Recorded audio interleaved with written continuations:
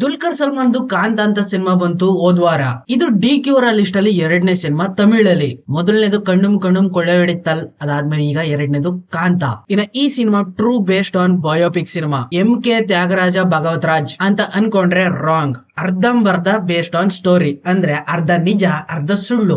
Google ಆಂಟಿನ್ ಕೇಳಿ ನೋಡಿಬೇಕಾದ್ರೆ ಇಲ್ಲ ಅಂತ ಹೇಳ್ತಾರೆ ಅವರು. ಅಂದ್ರೆ ಪೂರ್ತಿ ಅವರ ಬಯೋಪಿಕ್ ಸ್ಟೋರಿ ಅಷ್ಟೊಂದು ಗೊತ್ತಿಲ್ಲದೆ ಇರೋದ್ರಿಂದ ಸ್ವಲ್ಪ ಎತ್ಕೊಂಡು ಇನ್ ಸ್ವಲ್ಪನ ಮಿಕ್ಸ್ ಮಾಡಿ ರಿಮಿಕ್ಸ್ ಮಾಡವ್ರೆ.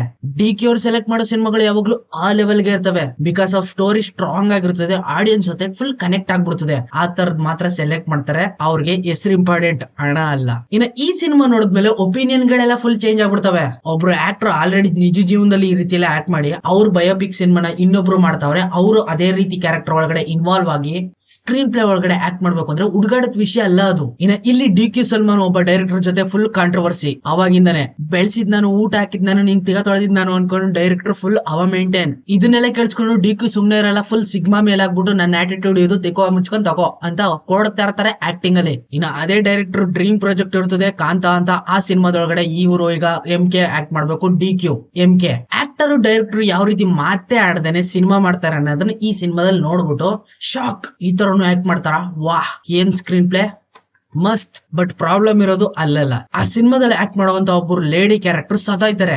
ಯಾರು ಅಂತ ಹೇಳಕ್ ಆಗಲ್ಲ, ಸಸ್ಪೆನ್ಸ್. ಆ ಕೊಲೆನ ಕಂಡಿಡಿಯೋದಕ್ಕೆ ಈಗ ರಾಣಾ ದಗ್ಗುಬಾಟಿ ಅವ್ರು ಬರ್ತಾರೆ ಇನ್ಸ್ಪೆಕ್ಟರ್ ಆಗಿ, ಪೊಲೀಸ್ ಇನ್ಸ್ಪೆಕ್ಟರ್ ಆಗಿ. ಫಸ್ಟ್ ಹಾಫ್ ಅಲ್ಲಿ ಡೈರೆಕ್ಟರ್ ಆಕ್ಟರ್ ಮಧ್ಯೆ ಇರೋ ಜಗಳ, ಜೊತೆಗೆ ಕೋಸ್ಟಾರ್ ಜೊತೆ ಸ್ವಲ್ಪ ರೊಮ್ಯಾನ್ಸ್, ಜೊತೆಗೆ ಸ್ವಲ್ಪ ಫ್ಯಾಮಿಲಿ ಡ್ರಾಮಾ, ಇವನ್ನೆಲ್ಲ ನೋಡ್ತಾ ಒಂದೊಳ್ಳೆ ಫ್ಲೋ ಆಗಿ ಹೋಗ್ತಾ ಇರ್ತದೆ. ಸಿನಿಮಾದಲ್ಲಿ ಏನೋ ಕ್ರಿಸ್ಪ್ನೆಸ್ ಕಾಣಿಸ್ತಾ ಇದೆ ಅಂತ ಅನಿಸ್ತಾ ಇರ್ತದೆ ನಿಮ್ಗೆ. ಇನ್ನ ಸೆಕೆಂಡ್ ಹಾಫ್ ಅಲ್ಲಿ ಕ್ರೈಮ್ ಸಿಂಡಿಕೇಟ್ ಹಾಕ್ಬಿಟ್ಟು ದೊಡ್ಡದಾಗಿ ಇನ್ವೆಸ್ಟಿಗೇಷನ್ ಮಾಡ್ತಾರೆ ರಾಣಾ ದಗ್ಗುಬಾಟಿ. ಕಂಪ್ಲೀಟ್ ಆಗಿ ಕೊನೆ ಕ್ಲೈಮ್ಯಾಕ್ಸ್ ವರ್ಗು ಇವ್ರದೇ ಆಟ. ಯಾರು ಕೊಲೆ ಮಾಡಿದ್ರು, ಯಾಕೆ ಕೊಲೆ ಮಾಡಿದ್ರು, ಹೆಂಗ್ ಕೊಲೆ ಮಾಡಿದ್ರು, ಏನಕ್ಕೋಸ್ಕರ ಕೊಲೆ ಮಾಡಿದ್ರು. ಕೊನೆ ಕ್ಲೈಮ್ಯಾಕ್ಸ್ ಅಲ್ಲಿ ಎಮೋಷನಲ್ ಆಗಿ ಒಂದು ಸ್ಕ್ರೀನ್ ಪ್ಲೇ ಒಳಗಡೆ ನೀವು ನೋಡ್ತೀರಾ DQ ಕೋಸ್ಟಾರ್ ಡೈರೆಕ್ಟರ್ ಎಮೋಷನಲ್ ಆಗಿ ಕನೆಕ್ಟ್ ಆಗ್ಬಿಟ್ಟು ನಮ್ ಕಣ್ಣಲ್ಲೂ ಕೂಡ ಕಣ್ಣೀರ್ನ ಬರ್ಸ್ಬಿಡ್ತಾರೆ.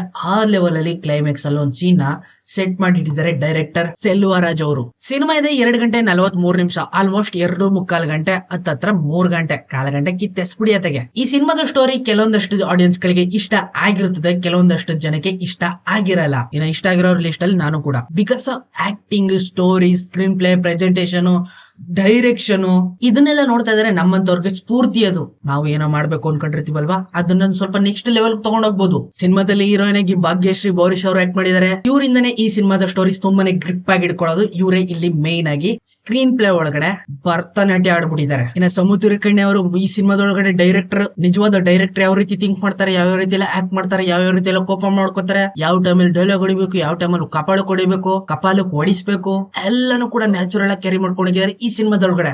Master piece. ಇನ್ನ ರಾಣಾ ಬಗ್ಗೆ ಮಾತಾಡಂಗಿಲ್ಲ, ಫುಲ್ ಟೈಮ್ ಪಾಸ್ ಮಾಡ್ಕೊಂಡು ಇನ್ವೆಸ್ಟಿಗೇಷನ್ ಮಾಡ್ಕೊಂಡು ಎಲ್ಲರ ಜೊತೆ ಗಿಮಿಡಿ ಮಾಡ್ಕೊಂಡು ಐಡೆಂಟಿಫೈ ಮಾಡ್ತಾರೆ. ಕೊನೆ ಕ್ಲೈಮ್ಯಾಕ್ಸ್ ಅಲ್ಲಿ ಆ ಕಳ್ಳ ಯಾರು ಕೊಲೆ ಮಾಡಿರೋದು ಕಂಪ್ಲೀಟ್ ಆಗಿ ರಿವೀಲ್ ಆದ್ಮೇಲೆ ಕೊನೆ ಕ್ಲೈಮ್ಯಾಕ್ಸ್ ಅಲ್ಲಿ ಫುಲ್ ಶಾಕ್ ಆಗ್ಬಿಡ್ತಾರೆ. ಈ ರೀತಿ ಒಂದು ಸ್ಟೋರಿನ ಅಬ್ಬಬ್ಬ ನೆಕ್ಸ್ಟ್ ಲೆವೆಲ್. ಒಟ್ಟಾರೆ ಹೇಳೋದಾದ್ರೆ ಈ ಸಿನಿಮಾ ಫುಲ್ ಡೀಸೆಂಟ್ ಆಗಿ ನನ್ನನ್ನ ಎಕ್ಸೈಟ್ ಮಾಡಿದ್ದು. Story wise, screen play, presentation, acting next level. ಸಿಗ್ತೀನಿ ಮುಂದೆ ನೋಡಿದ್ರೆ, ಅಲ್ಲಿವರೆಗೂ ಹೋಗ್ತಾರೆ. Keep watching. ಬೈ. ಎಲ್ಲ ಚೀಪ್